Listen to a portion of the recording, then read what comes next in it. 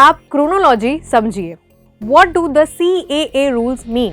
Close to a month before the 2024 Lok Sabha election, the BJP-led government notified the rules for the controversial Citizenship Amendment Act of 2019. Now, before we get into the details of the new CAA rules, first things first, a reminder on what the CAA is. The CAA seeks to fast-track citizenship for Hindus, Jains, Christians, Sikhs, Buddhists and Parsis who came to India on or before 31st December 2014 from these three countries, Bangladesh, Afghanistan and Pakistan.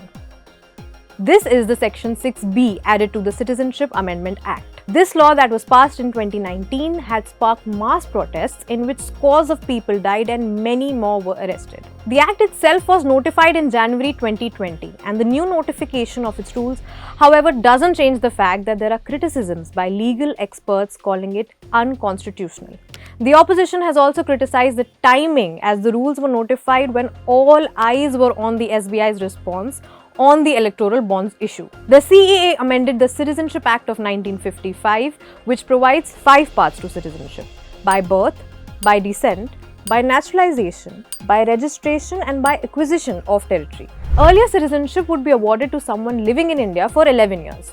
But with the Act, the time has been reduced to 5 years for the specific sections mentioned earlier. What the notified rules say: applications for citizenship as per Section 6B will be made online through this portal, indiancitizenshiponline.nic.in. The empowered committee will then examine these applications through the district level committee. The rules that have been notified are such as these.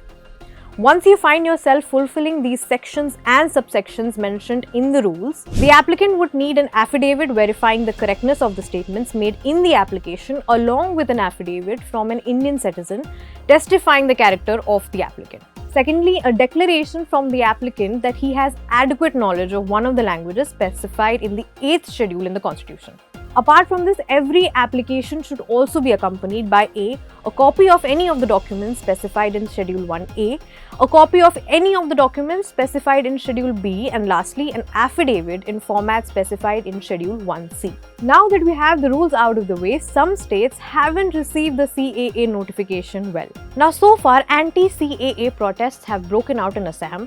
Students from universities such as Delhi University, Jamia Millia Islamia and Maulana Azad National University have also marked their protest since the notification. Now, 3 chief ministers, namely Kerala's Pinarayi Vijayan, West Bengal's Mamata Banerjee and Tamil Nadu's M.K. Stalin have condemned the CAA and stated that they refuse to implement it in their respective states. While Vijayan and Banerjee said that CAA divides people and undermines the basic principles of the constitution, Stalin also added that it goes against the Sri Lankan Tamils living in refugee camps in Tamil Nadu.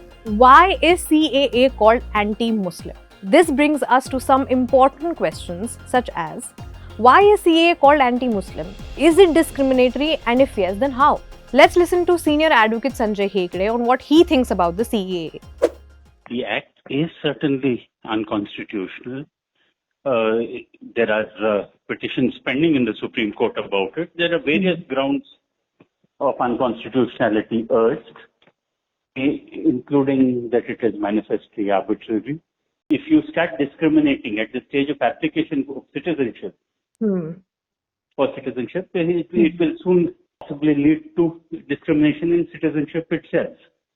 The mere bringing into force of these rules does not make the Act any more constitutional or any less constitutional.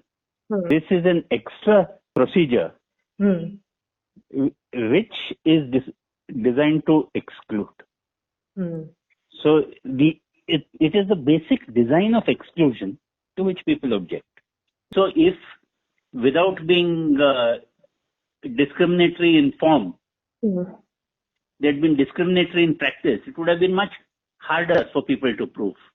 Now, there are also fears that when combined with NRC, it could possibly disenfranchise Muslims. For example, if a Bangladeshi Hindu is excluded from NRC, the CAA gives them a fresh chance to acquire citizenship, but not for a Bangladeshi Muslim. Now, this is interesting that on the evening of 12th March, a press release was posted by the Centre titled Positive Narrative on Citizenship Amendment Act 2019 and styled in a question and answer format. but it went missing from the PIB's website.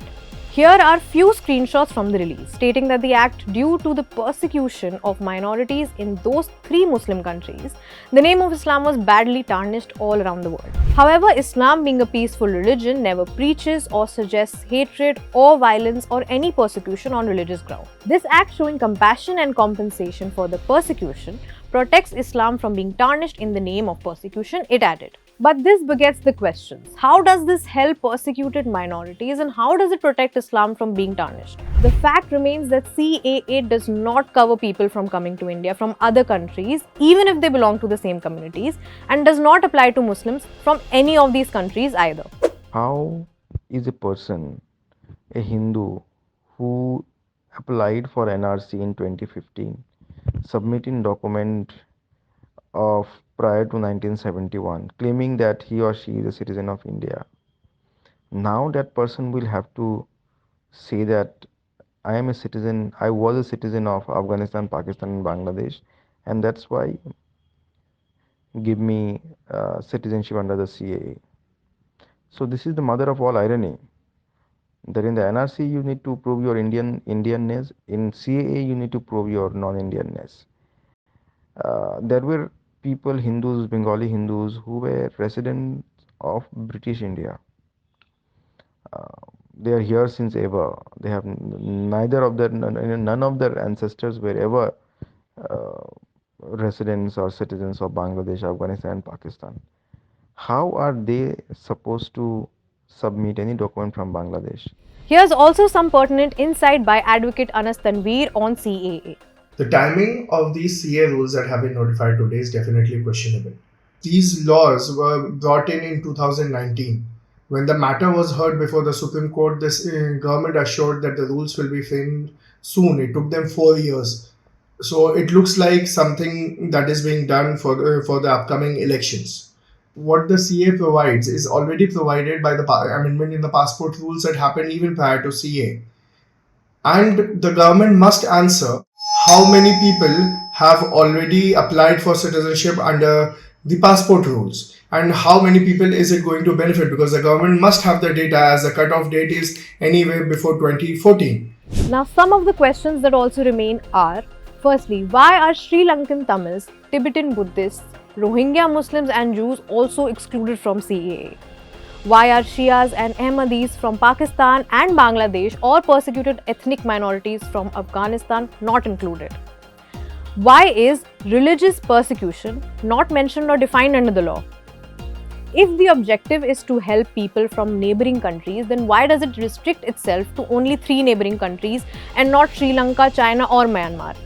Lastly, what about orphans? How would they prove their citizenship status of their parents? Maybe time or the government might answer these questions, but we're yet to see how this will play out in the general elections. If you like our journalism and want us to do more of these videos, subscribe to the Quint, become a member by clicking on the link in the description box and support our journalism.